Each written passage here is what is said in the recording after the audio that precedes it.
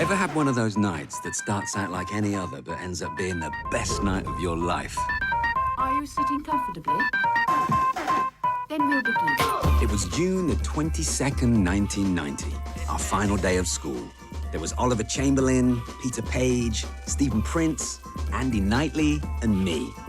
They called me the King, because my name's Gary King. Ollie was funny. He fancied himself as a bit of a player, but really he was all math. We called him O-Man because he had a birthmark on his forehead that looked like a 6. He loved it. Pete was the baby of the group. He wasn't the kind of kid we'd usually hang out with, but he was good for a laugh. And he was absolutely minted. Steve was a pretty cool guy. We jammed together, chased the girls. I think he saw us as rivals. Sweet, really.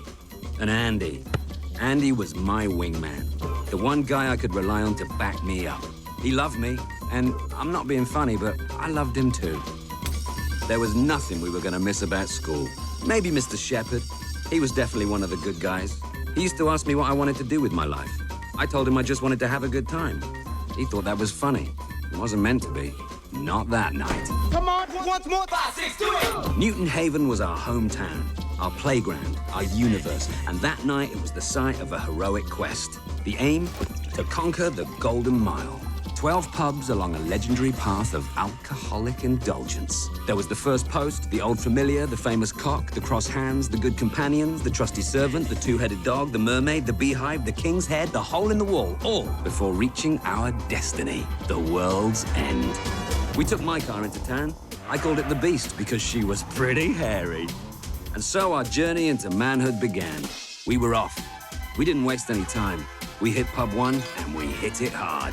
There was drinking, there was fun, there was controversy, there were ladies, there were shots, there was drama, and of course, there was drinking. By pub 5, we were feeling invincible and decided to purchase some herbal refreshment from a man we called the Reverend Green. Pint 6 put O-Man out of commission, so we carried on without him. Good thing, I bumped into his sister in the next pub. We went into the Disableds, and I bumped into her again. Sam tagged along for a while, but then I had to let her go. I had another date that night, and her name was Amber. 9 pints in, and it was us against the world. Things got mental in the Beehive, so we repaired to the Bowls Club, or as we like to call it, the Smokehouse, which is when it all went fuck up. Everyone got power and Pete chucked a whitey, so we had to bench him. In the end, we blew off the last 3 pubs and headed for the hills.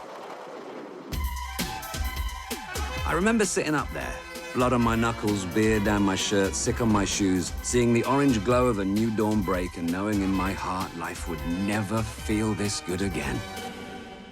And you know what? It never did.